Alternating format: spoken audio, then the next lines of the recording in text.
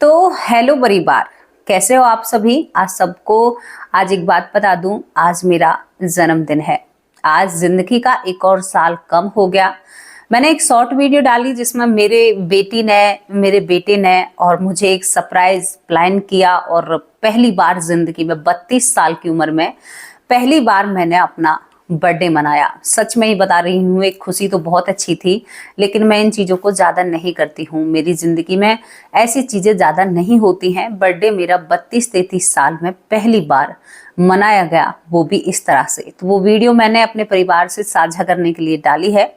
और आज मेरा जन्मदिन ख़त्म भी होने वाला है। ये तो एक ज़िंदगी का पहलू है, एक साल कम हो जाना जिंदगी से। शायद मैं दुख मनाऊं या खुशी मनाऊं, लेकिन जो भी है, प्रभु से मिलने की तैयारी जल्दी हो रही है जितना वक्त पीछे जा रहा है। अब मैं कहानी आप लोगों के सामने क्या लेकर आई हूं। मैं आप लोगों से कहूं कि क्या भूतों के भी गांव होते हैं। भाई, मेरे समझदार भाई बहन हैं और मुझसे बड़े हैं बहुत ज्यादा उम्र में और तजुर्बे में और जानकारी में। मैंने ये घटना बहुत दिनों से सुनी हुई है, लेकिन मैंने इस पर कई बार शोध की, रिसर्च की, अपने पापा से जानकारी ली, मेरे पापा मम्मी से जानकारी ली और मेरे मामा जी से भी मैंने साझा की इन बातों को, और ससुराल में भी कई बुजुर्ग लोगों से पूछा।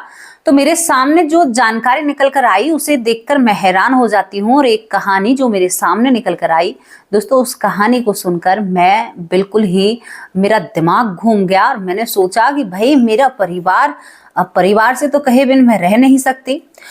कहानी क्या होती है कि एक व्यक्ति 2 बैलों के जोड़े को अपने गांव ला रहा था। उसने बहुत खूबसूरत बैल पड़ोस के गांव से खरीदे थे। अब आप जानते हैं कि आज से करीबन 40 साल पहले भी लोग पैदल सफर किया करते थे। पशुओं को कभी कोई गाड़ी या वाहन में नहीं लाया जाया करता था। बहुत दूर की बात हो जाए ये अलग बात हो जाती है, वरना गांव, नजदीक गांव से पैदल आना जाना रहा करता था। नई दुल्हनें दूसरी तीसरी बार साइकिल पर आने लगी थी। उससे पहले जो बैल और बर्द की जो गाड़ी होती है, बैलों के जो घुंघरू वाले तांगे होते हैं, आप लोगों ने सुना होगा, बैल बुग्गी, उसमें नई दुल्हनों को लाया जाता था। फिर जीप का चलन चला, फिर साइकिल, जीप से मतलब साइकिल से जीप पे आए और जीप से फिर गाड़ी पर। और आज तो बहुत ज्यादा तकनीक जमाना है, क्योंकि मैं बहुत जांच पड़ताल करती रहती हूँ अपने परिवार से, अपनी मम्मी से, पापा से, सभी बुजुर्गों से बात करना मुझे बहुत अच्छा लगता है। मुझे बीती हुई बातें बहुत प्यारी लगती हैं। मुझे लगता है जब वो लोग बताते हैं ना कि हम रेडियो बहुत अच्छे से सुना करते थे, तो मुझे लगता है कि मैं भी उसी पल में क्यों पैदा नहीं हुई। मुझे भी ये सब कुछ देखना था और मुझे भी जानना था कि लोग पैदल सफर कैसे किया करते थे। तो दोस्तों, यहाँ पर मैं आपको जो कहानी बताने जा रही हूँ वो, उसके साथ उसका एक बेटा भी होता है 9 साल का, और उस व्यक्ति के साथ उसका पिता भी होता है। इस व्यक्ति का नाम कुंवर होता है। कुंवर व्यक्ति होता है। इस व्यक्ति की पत्नी का नाम माया होता है।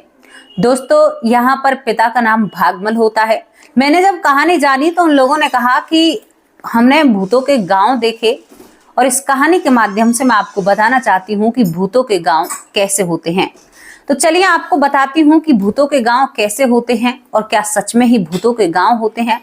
दोस्तों, यहाँ पर ये कहानी बहुत छोटी है, लेकिन आप लोगों को बहुत सीख देकर जाएगी। यहाँ पर कुंवर और भागमल का पोता, ये जबरदस्ती 8 साल का बच्चा, क्योंकि कुंवर और भागमल दोनों बाप बेटे दूसरे पास के गांव में जा रहे होते हैं। 8 साल का बच्चा था, जिद करने लगता है कि नहीं पापा मैं भी चलूंगा।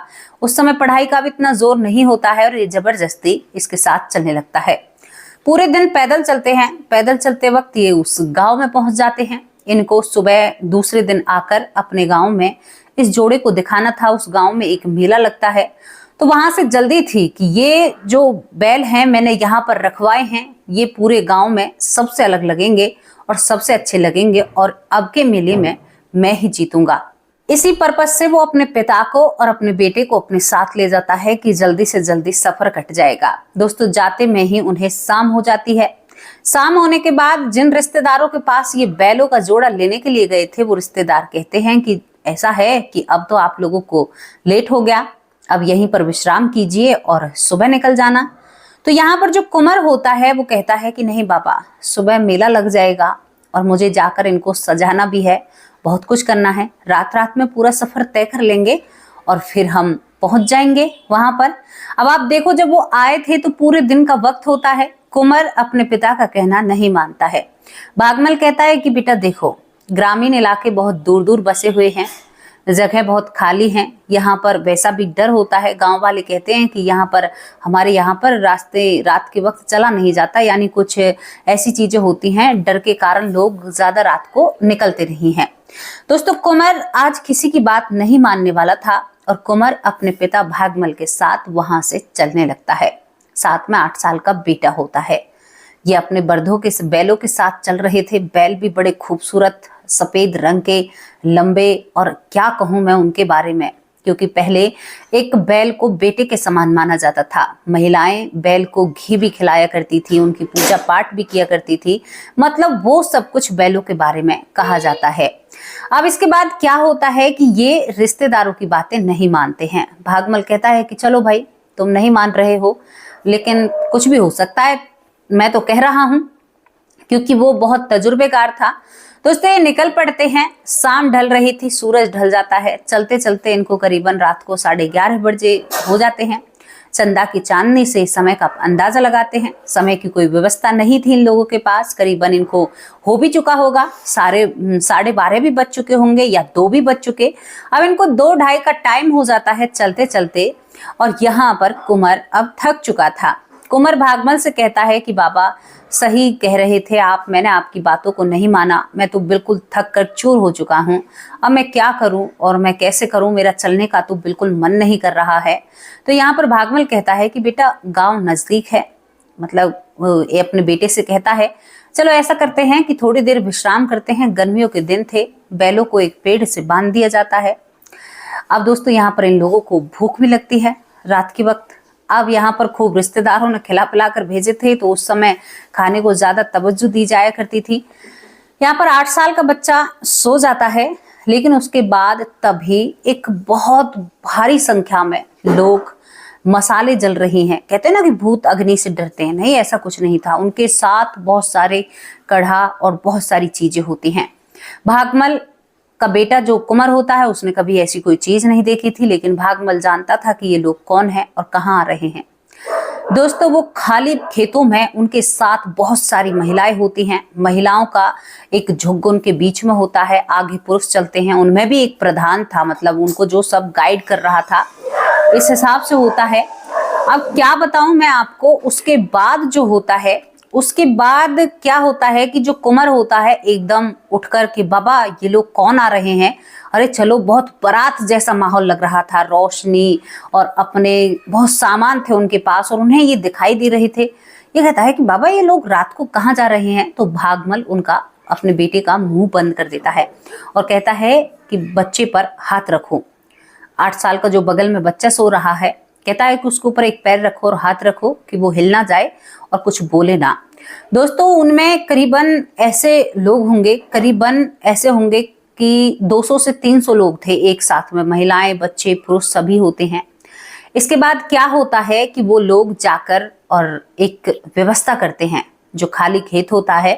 अब वो इनसे थोड़ी ही दूर जाकर व्यवस्था करने लगते हैं। अब वहां पर तो भाई कढ़ाई बढ़ाई में खाना वाना बनने लगता है, बहुत सारे लड्डू और जलेबियां, ऐसा कुछ माहौल रात के वक्त, ऐसे रंगल मंगल, और लोग यहाँ पर गाना गा रहे हैं और एक ऐसा माहौल हो जाता है। कुंवर कहता है कि बाबा, ये सब कुछ क्या चल रहा है।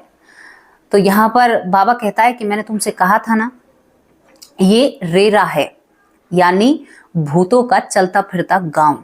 ये लोग ऐसे ही सफर करते हैं, और मैंने तुमसे कितनी बार कहा था। अब डर के मारे कुंवर का तो दिल धक धक करने लगता है। अब दोस्तों, आज भागमल अपनी जिद पर था। उसे बहुत गुस्सा आ रहा था कि भाई एक बुजुर्ग व्यक्ति को इतना चला दिया, पूरे दिन पैदल चला था। इसके बाद क्या होता है कि भागमल अपने बेटे को एक पाठ पढ़ाना चाहता था। भागमल कहता है कि चलो तुम्हें ये चीजें दिखाऊं मैं। अब यहाँ पर जो कुंवर होता है, अब उसे महक सताती है। लड्डू जलेबी बन रहे हैं, महिलाएं पकवान बना रही हैं। रात को 2:30 बजे आप सोच कर देखिए, कहीं ऐसा होता है क्या। मेरे तो रोए खड़े हो रहे हैं। ये एक सच्ची घटना है दोस्तों, मैं आपको बता। अब यहाँ पर कुछ लोग सवाल खड़े करेंगे, वो उनकी बात है। तो दोस्तों, यहाँ पर ये सच्ची घटना होती है।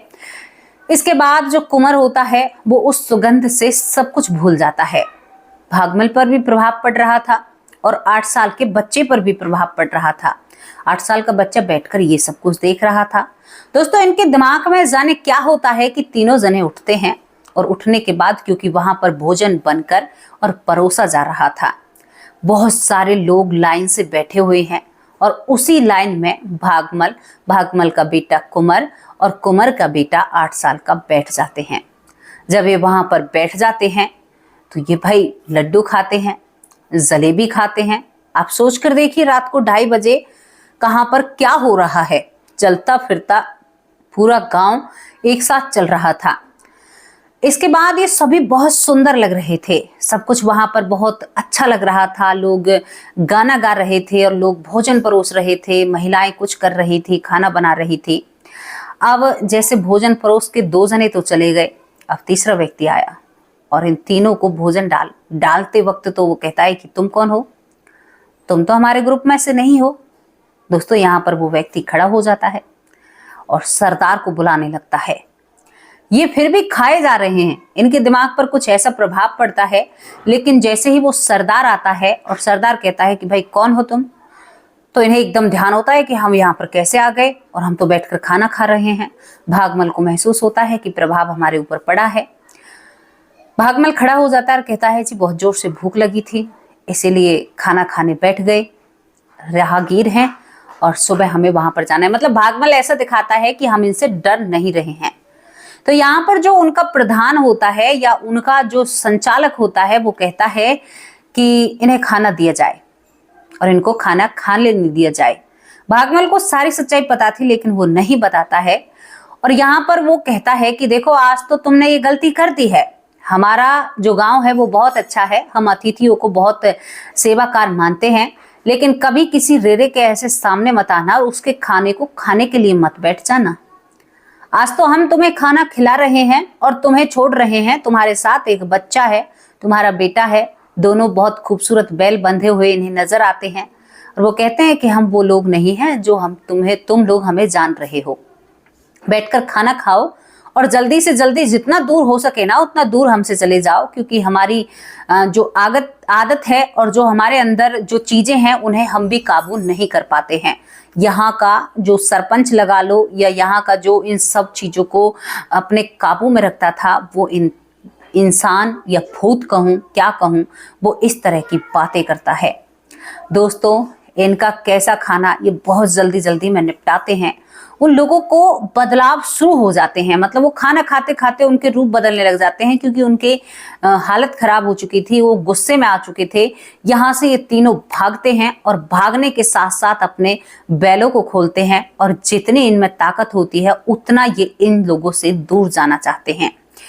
ये दूर से देखते हैं कि वहां पर अब बहुत तांडव भरा नृत्य होता है, बहुत अजीब अजीब चीखने की आवाजें, बहुत कुछ सुनाई देता है। लेकिन जब वो वहां पर खाना खा रहे थे ना, बहुत सुंदर टेंट, बहुत सुंदर सुविधा, बहुत कुछ था।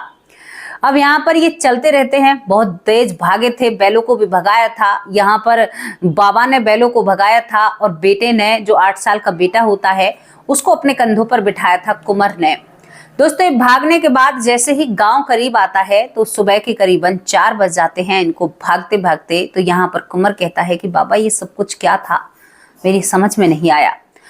तो यहाँ पर भागमल कहता है कि बेटा ये भूतों का रेरा था, चलता फिरता गांव और ये लोग ऐसे ही रहते हैं। मेरे बाबा ने भी देखा था और आज मैंने दूसरी बार इन लोगों को देखा है, लेकिन कभी हम इनके कबीले में या इनके ऐसे इतना करीब नहीं गए जितना आज गए।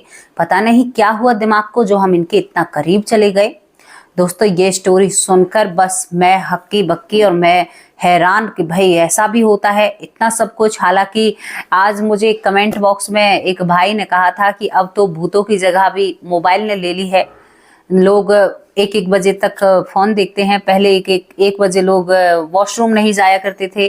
अब सुविधाएं आप लोगों ने देखी हैं कि कितनी बढ़ चुकी हैं। ये चीजें वहीं पर रहती हैं जहां पर बहुत सुनसान इलाका, जहां पर कोई रहता नहीं है, बहुत घने जंगल होते हैं या बहुत खाली एरिया होता है। लेकिन भाई जहां पर इंसानों की, हमारी जो ऊर्जा है वो बहुत ताकतवर है, हम भगवान के अंश हैं। अगर हम अपनी नियति और हिसाब से चलें तो हमसे ऐसी चीजें डरेंगे। आप लोग समझ रहे हैं ना मैं क्या कहना चाहती हूँ, क्योंकि हम एक श्री हरि के अंश हैं और हमारा जो दायरा बनेगा, जिसे साइंस के हिसाब से ऊर्जा कहते हैं, या अब लोग एक और चीज कहते हैं कि मेरा जो सोल है या मेरे आसपास एक घेरा बनता है, उसके अंदर कोई नेगेटिव इंसान भी आएगा तो उसकी भी मानसिकता पॉजिटिव में बदल जाएगी, मतलब वो अच्छा सोचने लगेगा। देखो दोस्तों, आपने कभी सोचा है, कहीं पर हम जाते हैं, कोई व्यक्ति रो रहा होता है तो हम उसके ऑरे में जाते ही, जो उनका ऑरा होता है उसमें जाते ही हमारी सोच भी एक दर्द भरी और भावनात्मक हो जाती है। हमारे अंदर कोई दर्द भरा हुआ होता है तो हम उसे भी उगल देते हैं, क्योंकि हम उसके ऑरे में आ चुके हैं और उसी की तरह सोचेंगे। अगर आप एक हंसते हुए इंसान के पास जाओगे तो आप भी हंसने लगोगे, क्योंकि उसका ऑरा हमारे ऑरे से ताकतवर बन रहा है और वो काम कर रहा है, हमें अपने पास खींच रहा है। अच्छा, आप लोगों को एक चीज बताना चाहती हूँ, ऑरा जो होता है, जो हमारी एनर्जी होती है, कभी कभी हमें ऐसा नहीं लगता है कि आज तो उस व्यक्ति की आने का सा अनुभव हो रहा है, मतलब अपने दिमाग में सोचते हैं। कभी कभी बाई चांस ऐसा हो जाता है कि वो व्यक्ति दरवाजे पर होता है, हम कहते हैं कि अरे आपकी तो बहुत लंबी उम्र है, हम आपको याद कर रहे थे। तो पता है ये चीजें कैसे होती हैं? उस व्यक्ति की जो एनर्जी होती है या उस व्यक्ति का ऑरा होता है, वो हमें इतनी दूर से महसूस हो जाता है, क्योंकि उसकी जो आत्मा, जो उसका ऑरा है या उसकी जो ऊर्जा है, वो इतनी ताकतवर है कि इतनी दूर से हमें वाइब्रेट कर रही है, मतलब एक तरंग उसकी हमें महसूस करा रही है, और दिमाग बोलता है कि अरे वो व्यक्ति ऐसा था, और वो हमारे सामने आ जाता है। हमारा दिमाग हमें पहले संकेत देता है, लेकिन हम इन चीजों को मानते नहीं हैं। तो हमारा ऑरा ऐसा होना चाहिए या हमारी ऊर्जा ऐसी होनी चाहिए जो दूसरा व्यक्ति भी हमारे ऊर्जा में आते ही सुख का अनुभव करे और उसे अच्छा महसूस हो। तभी मैं आप लोगों से कहती हूँ कि हमेशा स्वस्थ और मस्त और खुशी रहा कीजिए। कभी भी देखो, दुख आते हैं जिंदगी में, दुख हमें झेलने पड़ते हैं, लेकिन उस दुखों से भी हमें कहीं ना कहीं कर कोई ना कोई रास्ता जरूर मिलेगा। दोस्तों, भूतों के गांव की कहानी यहाँ पर खत्म हो चुकी है। मैं इसको सत्य का प्रमाण नहीं दे सकती, क्यों नहीं दे सकती? क्योंकि ये एक कहावत है गांव की। गांव में ये कहानी बहुत ज्यादा प्रचलित थी। मैंने आप लोगों के सामने रखा, कई बुजुर्गों से पूछा कि क्या सच में ऐसा होता है, तो उन बुजुर्गों ने कहा कि हाँ ऐसा होता था पहले, अब ऐसी चीजें देखने को बहुत कम मिलती हैं। लेकिन सुनो जरा, मैंने इस चीज पर भी रिसर्च की, तो आपको एक बात बताऊं, झांसी की रानी लक्ष्मीबाई सीरियल आता था, जो नया सीरियल बना था, वो आप लोगों ने देखा होगा, जिसमें क्या नाम था उन अभिनेत्री का, मुझे नाम याद नहीं आ रहा है। तो वो जिस किले में शूटिंग करती हैं, उस किले में उन्होंने इसी जो मैंने आप लोगों को बताया, भूतों का गांव, इसी तरह से उन्होंने अपनी एक कहानी या इंटरव्यू में बताया। जो लक्ष्मी झांसी की रानी बनी थी या उस सीरियल में उन्होंने काम किया था, वो एक दिन गलती से उस किले में रह जाती है। जब वो उस किले में रह जाती है तो उस किले में रात के वक्त उसको इतने ही सारे लोग खाना बनाते हुए, सब कुछ करते हुए नजर आते हैं। उन्होंने बाकायदा टीवी पर आकर इस बात को सभी के सामने शेयर किया था। दोस्तों, आप उसे निकाल सकते हैं। तो ये चीजें सत्य होती हैं, लेकिन जिसने महसूस नहीं किया भाई वो कैसे मानेगा। कहानी या घटना यहीं पर समाप्त होती है। आप कितना मानते हो कि ऐसे चलते फिरते भूतों के गांव होते हैं? उन लोगों के नाम लेते हैं जो लोग हमारी वीडियो पर कमेंट करते हैं, ढेर सारा प्यार देते हैं, जिनकी वजह से हम आगे बढ़ते हैं और बहुत अच्छा लगता है, क्योंकि एक परिवार है और परिवार की तो बातें ही अच्छी हो या बुरी हो, सभी सहन करनी पड़ती हैं। लेकिन मेरा परिवार मुझसे बहुत ज्यादा प्रेम करता है, बहुत अच्छे से रखता है। पहला नाम लक्ष्मी जी, बहुत बहुत धन्यवाद आपका। बबीता बहन दिल्ली से बहुत बहुत धन्यवाद। सिकंदर सिंह भाई बहुत अच्छे कमेंट करते हैं। यहाँ पर बबीता बहन बहुत प्यारे कमेंट करती हैं। विद्या हल्दीपुर से बहुत बहुत धन्यवाद। अल्सान अली जी बहुत बहुत धन्यवाद आपका, बहुत अच्छा लगा आपका नाम पढ़कर, आपने बहुत अच्छा कमेंट किया। काजल सिंह बहुत बहुत धन्यवाद। जीतू की माँ है जो कि तारा देवी हैं, बहुत बहुत धन्यवाद। जीतू ने हमें कमेंट किया कि मेरी माँ के लिए एक अच्छी सी कहानी बता दीजिए। तो ये कहानी नहीं है, सत्यता पर रखी गई है। और तारा बहन जरूर ये कहानी आप जरूर सुनना। आपका बेटा स्वस्थ रहे, मस्त रहे, उसकी आयु लंबी हो, हमारा ढेर सारा उनको आशीर्वाद है। विमला दलाल माँ कैसी हो आप? बहुत अच्छे कमेंट करती हो। आपकी बहू ठीक है, बहुत अच्छा लगा। लूना राम मोदी कई दिनों बाद भाई आपका नाम हमें देखने को मिला है, बहुत बहुत धन्यवाद भाई जी। दूसरी बहन लक्ष्मी, बहुत बहुत धन्यवाद। सीता दलाल बहन, बहुत बहुत धन्यवाद, बहुत अच्छा लगा आपका कमेंट कर पढ़कर। यहाँ पर विश्वनाथ, बहुत बहुत धन्यवाद विश्वनाथ भाई जी। यहाँ पर सतीश गुप्ता, बहुत बहुत धन्यवाद। रवि कांत गुप्ता, बहुत बहुत धन्यवाद। ज्ञान तारा सरस्वती, बहुत प्यारी बहन है, बहुत अच्छे कमेंट करती हैं, बहुत बहुत धन्यवाद। आशा गुप्ता, बहुत बहुत धन्यवाद प्यारी बहन। सुरेंद्र पाल कौर उंदा और बेस्ट कमेंट करती हैं, हमेशा एक अच्छा सुझाव देती हैं। सुषमा शर्मा, बहुत बहुत धन्यवाद। ऐश्वर्या बहन, मैं प्रार्थना करती हूँ कि आप उस दुख से उभरें, आपको उभरना होगा और आपको एक अच्छी जिंदगी जीनी होगी। मैं आपके दुख को बहुत भलीभांति जानती हूँ, क्योंकि हमने जब ये दुख देखे हैं तो जिंदगी बर्बाद हो जाती है। लेकिन मेरी प्यारी बहन ऐश्वर्या बहन, सच में ही मैं दिल से आपके साथ हूँ। मुझे आपसे बातें करनी है, आपको मुझसे बातें करनी होंगी, मैं आपसे कांटेक्ट जरूर करूंगी प्यारी बहन। यहाँ पर लखविंदर सिंह भाई, बहुत बहुत धन्यवाद। मेरे जितने भी प्यारा परिवार है, प्लीज ऐश्वर्या बहन को, उनको ताकत दीजिए, उनके बारे में अच्छी अच्छी बातें कीजिए, उन्हें जिंदगी में आगे बढ़ने की प्रेरणा दीजिए, उन्हें भ्रमित मत कीजिए, उन्हें शिक्षा दीजिए कि जिंदगी में क्या चलता है और जिंदगी कैसे चलती है। राजवीर सिंह भाई, बहुत बहुत धन्यवाद। बागचंद खिचड़, सीकर, राजस्थान भाई जी, मुझे आपका नाम ऐसे ही समझ में आया है, अगर नाम में कोई गड़बड़ी हो तो प्लीज मुझे माफ कर देना।